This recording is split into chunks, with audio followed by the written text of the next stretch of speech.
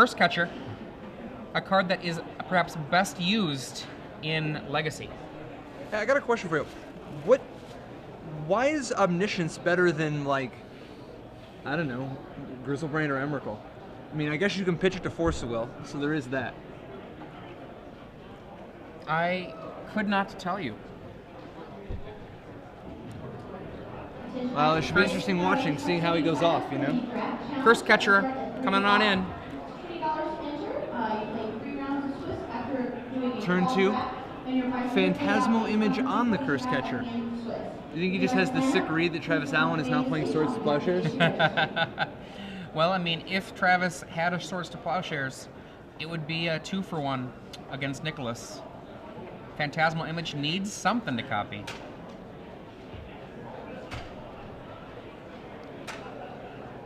He may also just have a daze where he's like, what's the worst? Because if the plow hits the Curse Catcher, you can still daze it. It's not like it hits the image.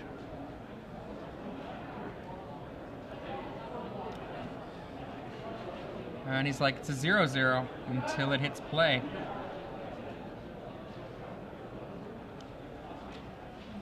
So yeah, I'm thinking about this Omniscience deck. I mean, he can go Burning Wish for Living Wish. Living Wish for Emrakul. Right? That's pretty good. That's exciting. Yeah. And then the Emrakul, since it's cast, there's also gives you a Time Walk.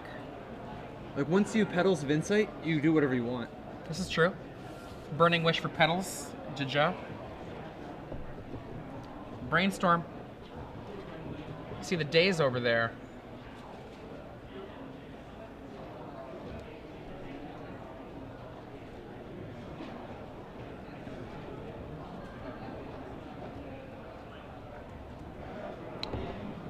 Nicholas deciding to daze the Brainstorm. He wants to keep the pressure from the Merfolk and keep it coming. And Travis draws after the daze hits. What do you think the chances are that we see Merfolk with less than 4 Mutavaults? Just because of, now that there's Master of the Pearl Trident, Coral Helm Commander, and Lord of Atlantis, it's becoming more and more important to actually have double blue at all times. Well, one thing that it's worth noticing in Nicholas's deck, this is a shocker to me, 0 Wasteland. Wow. In for 2.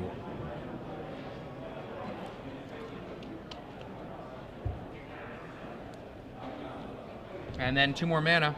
Another image. All of these little disrupts.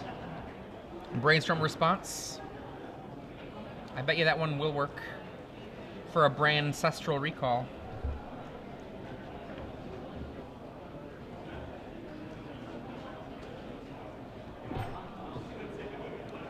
Wow. What he's wanting to do here is to get rid of that fetch land to make this Brainstorm much less good.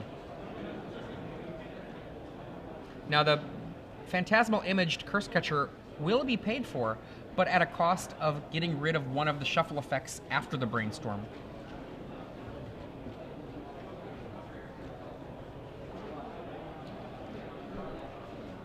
Does that count as very aggressive?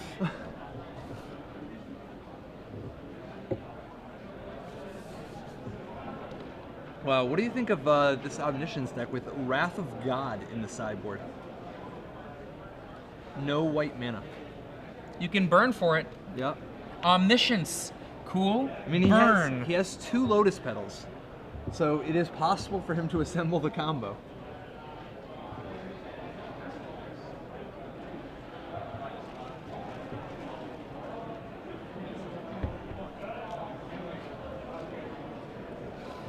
He has a shocking number of kill cards in his sideboard.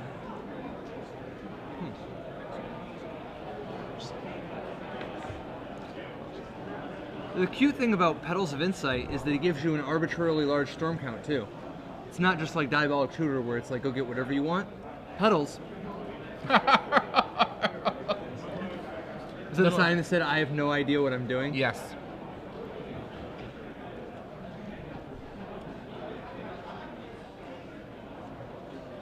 You can see Jerry Thompson in the background over there, to the left of the judge. We've heard talk that people want to see the mono blue combo deck he's playing, but Just as a spoiler, it's High Tide. Are you sure? I love High Tide. Let us know. Tweet at us. Yeah, give us a little tweet here at SCG Live. Are you excited about the prospect of watching Jerry Thompson play High Tide? Let us know. In for 4. A mighty clock.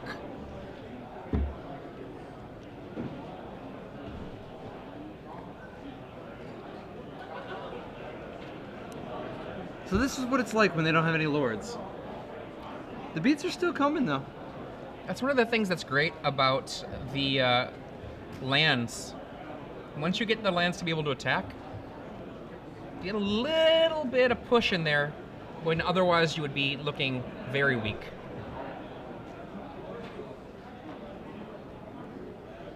And a foil island.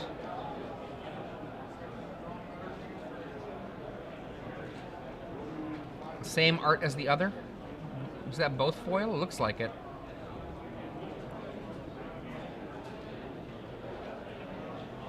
Three show and tell, 4 omniscience.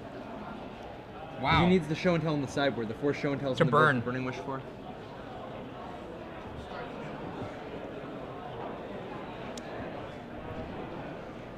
If you're just joining us, this is the Star City Games Live Open Series in Buffalo, New York. It's our first time in New York State. Is this the Empire State? Well, it is round 4 of Legacy, my favorite Magic constructed format. Though it's actually pretty close. I love team constructed. It's interesting how many Ancient Tombs and City of Traders Travis has. It makes it so that he could actually just cast his Omniscience sometimes. Right? Burning Wish here. God, that is one of my favorite cards of all time. So what do you think he's Burning Wishing for? Is it show and tell? Doesn't he already have a show and tell in hand? I have no idea. Overmaster wouldn't be terrible. Petals of Insight? And we lose a Phantasmal Image on that Burning Wish. And he's like, okay, you got it. How about the Burning Wish now? Sure. Again, aggressively using these Curse Catchers as, I guess you could say, seal of twiddles.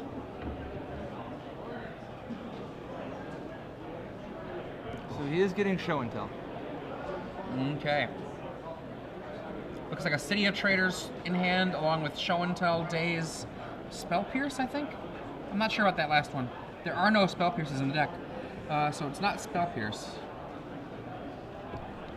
Probably Omniscience if you don't recognize the artwork. It could be Personal Tutor. I don't remember what that card looks like. I've only seen it 2 or 3 times. It looks like a vision of a dream. In for 3, another Mutavault.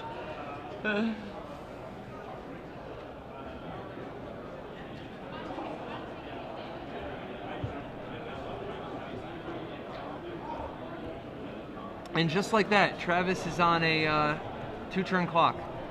Interestingly, if the Curse Catcher was still in play, he'd be on a 1-turn clock.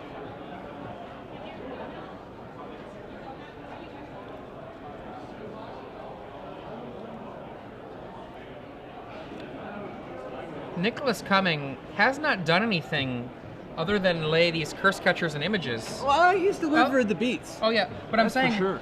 I would be a little frightened if I were Travis facing a Merfolk deck with this kind of situation open. I mean, who knows how much counter magic they have hiding in their hand. Unbeknownst to his opponent, though, Nicholas Cummings runs 0 Force of Will main. You have to make room somewhere, I suppose. Show and Tell. He has 0 in the sideboard. 0 Force main, 0 Force side. It could be a budget Merfolk deck. It could be. And this is what I'm putting into play. What are you putting into play?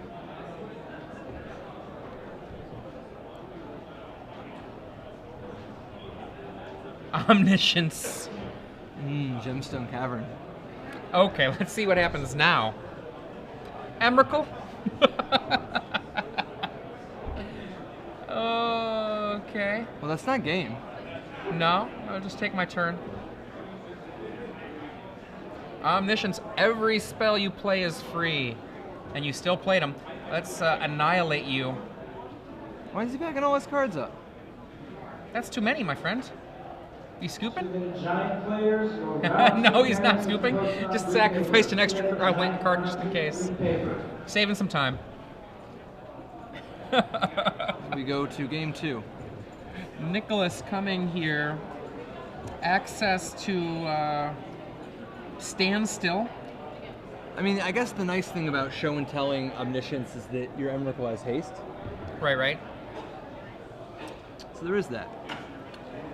Coming in from the sideboard, Travis Allen has 3 red elemental blasts. Do you think he'll board in the Pyroclasm, or does he need it in the sideboard for his Burning Wish? If he's only got 1, I think he needs to keep it in the board. Just have that there as a target. There's more of them in the board than there is moving it into the main. The only reason he would bring the Pyroclasm into the main is if he does not think he will have time to tutor for a Pyroclasm. And then it would be reasonable just to put it in there to draw off the top. Maybe, do you think he'll trim down on the number of personal tutors a little bit? Personal tutor's slow. How many does he run? 1. Oh, he only has 1. I thought it was 4. Yeah, he has 1, so maybe that's... Jace doesn't seem like a card that I would actually be very excited about in this matchup. I don't know. I know that you like yourself some Jaces. I mean, there are 2 different ways you could do this. You could either Jace, or you could do something that's less good, that contributes less to society, that has a little bit less love and joy in it. Me, I'm a lover, not a hater. I think that he should probably go and actually take a time out to go find 2 more Jaces. We have Red Elemental Blast in the board, definitely coming in. On the other side, does Spell Snare come in for Nicholas Cummings? He's already seen Burning Wish and Daze from his opponent. Well, Daze is definitely one of the least commonly spell snared targets. This is very true. Let me restate that. We've seen Burning Wish. Yeah. I think it's tough because these type of decks are traditionally devoid of spell snare targets, but Burning Wish changes that equation. I wouldn't be surprised if he brings it in just because he doesn't have Force of Will available to him and he wants to have some interaction, and he did see Burning Wish already. He probably doesn't know what all his opponent is capable of, so he'd probably bring it in. I think I'm going to expect Standstill, Sower of Temptation, and Spell Snare in a pinch. You think Sower of Temptation is really good enough? Is it because, like, when you show and tell, if he puts Emrakul down, you put Sower and you get busy? That doesn't work though, right? That doesn't necessarily work, I don't think, because No, it has it to be does. in play, right? Emrakul doesn't have protection from colors. He only has protection from spells. Okay. I don't know. I know that Can we get a ruling? It might not work. I know that you can't metamorph or image a creature that's being put into play with the show and tell. It has to be there already, and I think that it's the same otherwise. Well, it has to be, no, because Metamorph as comes into play. Right. Sower is when comes into play. Oh, you're right. So the trigger actually would work. Yeah, that so should I'm work pretty sure just it's fine. actually the bee's knees.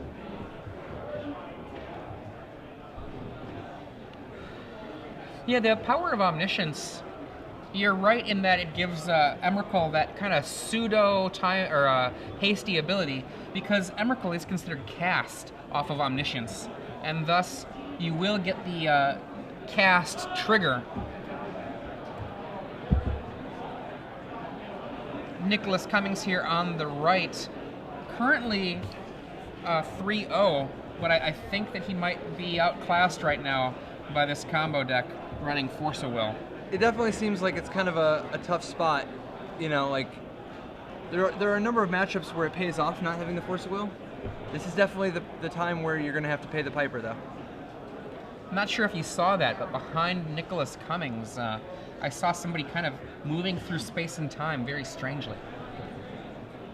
He's gone now. Is it Doctor Who? Could well be.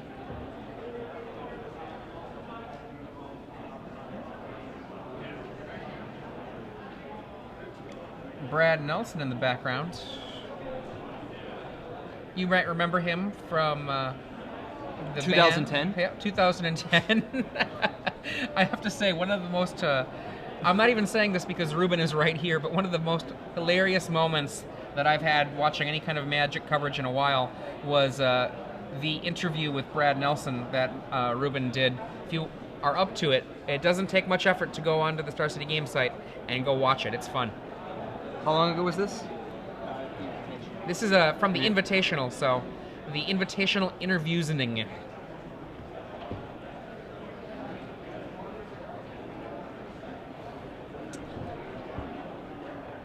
Okay. Players getting their opening hands here.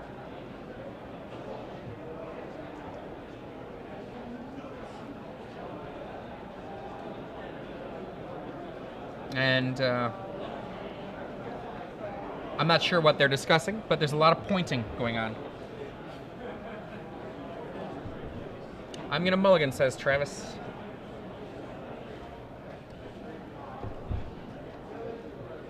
Yeah, if I was Nicholas, you know, I definitely think that there's a little bit of perhaps budget action going on with this Merfolk deck. And to be fair, 2 or 3 weeks ago, we saw a budget Merfolk deck make, I believe, the finals. Just the nature of a deck can sometimes be strong enough that it doesn't have to be optimal in order to be successful. Well, it's not always optimal either. It's different. Yeah. It's not always just a question. It's not like Force of Will is strictly better. I mean, the Legacy GP, what was it? The Legacy GP in the U.S. before this last one? Yeah, James. James actually, he won with a, he was another Jupiter Games guy. He actually won with, what was it, 3 Force of Wills? Or no, 0 Force of Will main, 3 in the board. That was James Rinkowitz. And actually, James really impressed me the first time I met him. This was 2 Star City Games Bostons ago. And I came into the tournament hall to see who was here for the Star City Games people. And this was on Friday night. And James and one of his friends were just sitting down playing the High Tide Mirror for hours. They weren't, you know, shortcutting anything. So you're saying they're sadistic? They were just playing it out because they wanted to see how to win the mirror. That's a lot of dedication, regardless of the sadism. Well, they are serious. They are serious Legacy players, you know. I mean, I know I would enjoy playing the High Tide Mirror for a while, but I don't know if I could find somebody in my area that would sit down with me to do it. It used to be a deal to grab Dennis Vidaguris and do that, but now he's a New Yorker. Aether Vial from Nicholas Cummings. Nicholas Cummings is the man. Killed him stunning. Whoa.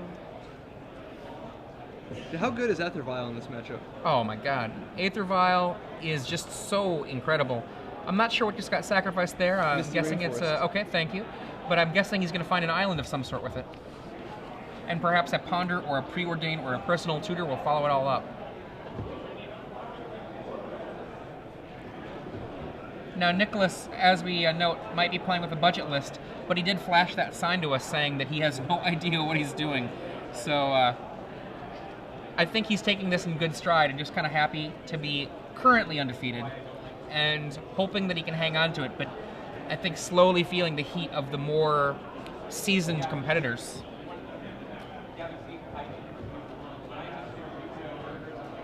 Plus, let's be serious. When your opponent casts Emrakul on the 5th turn, like, what are you even supposed to do?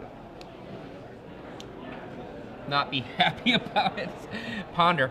3-Moon Ponder.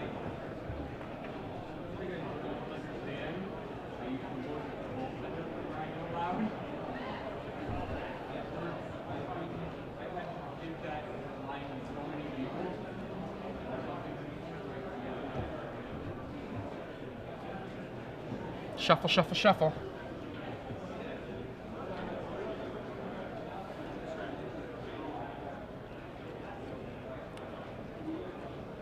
So, if you... Wizards of the Coast didn't, despite some speculation that they might, didn't ban either Ponder or Snapcaster at the last Standard banning announcement. It seems to me that Standard has turned out pretty okay. How do you feel about that choice?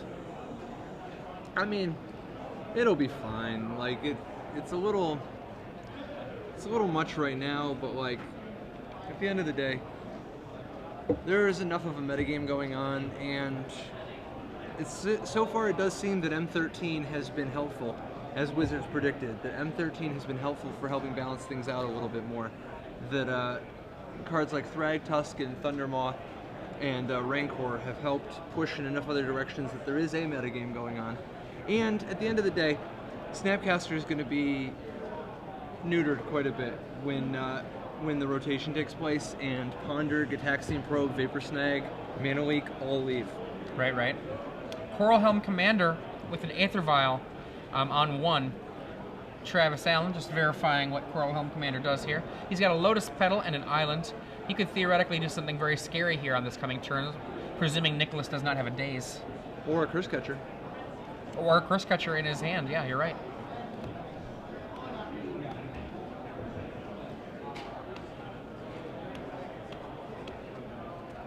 One, two.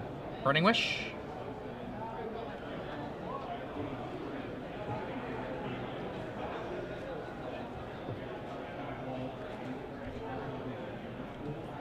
God, I just really love Burning Wish. And we get Show and Tell. For a change. I do not like the art on Show and Tell. A little too silly. It's Mildly Cthulhu-istic. There's right? a little bit of Pastafarian going on. I like that. Well put. We see a Mutavault from Nicholas. Maybe he'll level up, make his Coral Helm a little bit bigger. 1 level. 2 levels. You get a at this point. Here we go.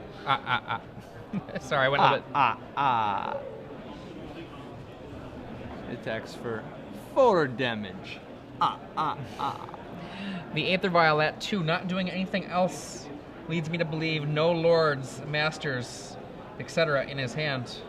Could be a Silvergill Adept. Could be a Coral Helm Commander. Yep. The damage from a Merfolk deck starts stacking so quickly. You can believe you're in pretty safe shape and then suddenly be staring down 15 damage. Is it because each of the creatures powers up all of the other creatures? Exactamundo. And all of the manas are in the pool. Show and Tell. Do you got something? I'll show you mine if you show me yours. Is it okay? Oh, it's okay. Omniscience. Oh, Doctor. Why didn't he vial down the Lord of Atlantis before? Get the extra damage in there. Dunno. Emrakul. Gristlebrand. No, I mean, that is 22. How about I draw 7 cards just to make sure everything's safe?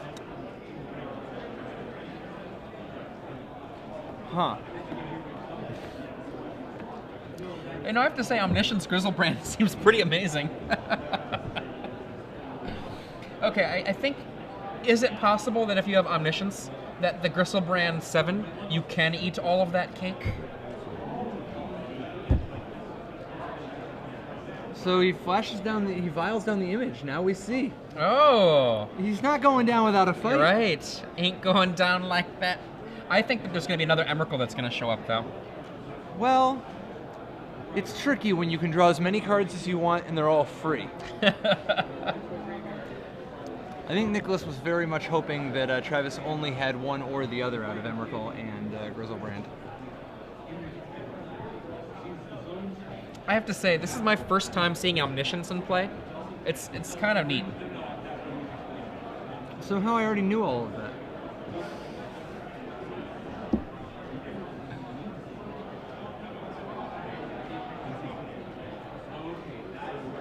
So what do you think we're going to see here?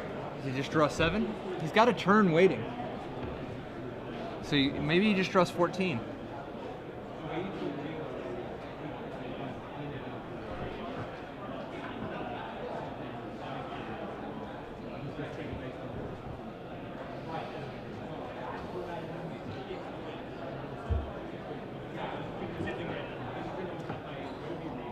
Okay.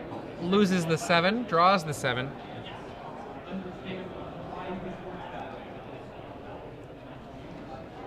Still has a turn waiting.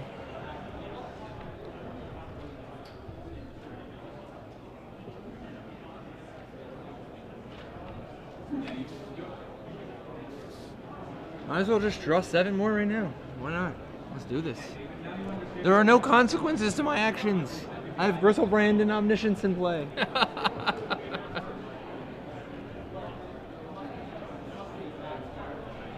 And there's Burning Wish. And that's the game because now, I mean, he could just wait, but if he Burning Wishes for petals, he has anything he wants. Burning Wish. Of course, he could also get Living Wish. Who knows? I hope he gets Living Wish. That'd be cool. It goes with the petals. What does that do? Blue 4. You're gonna have to let me take a look. Sorcery. I think when somebody has Omniscience and play and they Burning Wish, it's pretty safe to assume you're not making it out. Yeah. And he shakes his hand. Travis Allen is the winner 2-0 versus Nicholas Cummings. Travis ending the game by pedalsing for days and then eventually grape shotting. He could do that. Yep, because you can pedals all the way